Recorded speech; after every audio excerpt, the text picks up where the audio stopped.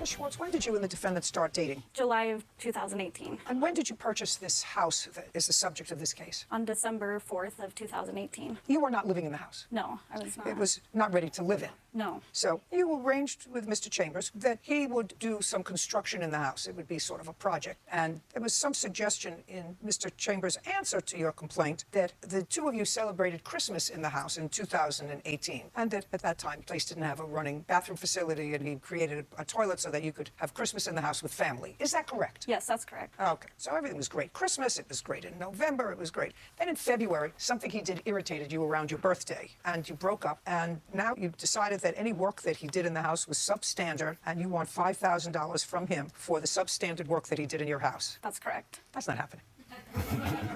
I assume that this was a property that you purchased and you and Mr. Chambers had a close personal relationship, that you were in the house all of December, one time or another, to see what the progress. I mean, you invested how much in this house? Oh, I paid $310,000. And is it your intention to live there? Yes. Okay, so you gave Mr. Chambers $21,000 for supplies. No. How much did you give him for supplies? $15,439 is what I brought. And what did Mr. Chambers do with those supplies when you broke up? Did he leave all the supplies in the house? Yeah. What kind of supplies did you buy? Plumbing, electrical. All things that you needed. Yeah, I didn't realize at the time that all of that was going to be done, especially the plumbing, because I have a report here from the inspector saying that the plumbing was fine, but he said he could just bust it out really quickly while some of the walls were exposed. Well, that was your decision that you made with him while you were dating. This isn't something that you did afterwards. Do you understand what I'm saying to you? You're a couple. You say, you know, he's not uncross. You know he's not a contractor, that he works under his father's license. You work under your father's license? I said that would be an option if we had to pull permits. I don't work under my father's license. Are you licensed? No, it's not my profession. What is your profession? I own a couple skateboard companies. Okay. And when you started to date him, he was doing his work. He was flipping homes when I started dating him, and he led me to believe that he was a contractor. And I had no reason not to believe him. You know, I've known him for 20 plus years, and that's what he was doing every day. Your Honor, can I say something? I never led her to believe I was a contractor. I was working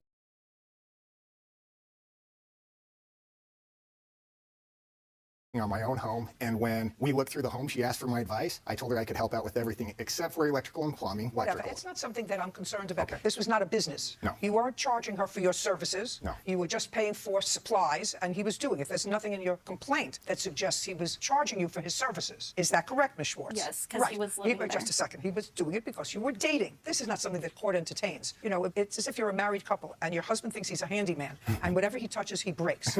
And whatever he tried to paint, it was a lousy job. Whatever he tried to spackle, it got soft and it wasn't smooth. And as part of the divorce decree, you want a judge to award you damages to the house that he did when you were living together. It doesn't make sense. This was not a contract that you had with him. You had a romantic relationship with him, and he was doing work on your house. He's not responsible for things that you say on closer look were not done properly. And it's in your complaint, Ms. Schwartz, you even say that you gave him $2,200 to leave your house. Yeah, I mean, essentially, the last week leading up to me asking him to move out, he led me to believe I owed him money. So I did pay him, because he had people like painting the house when the plumbing and electrical wasn't done. So he was paying people? I believe he was. Oh, well, you think that other people were working and painting your house because he's a cute-looking guy?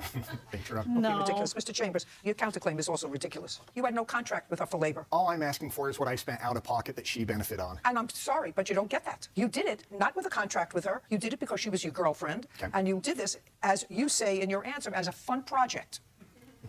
Right? We had fun. We had fun.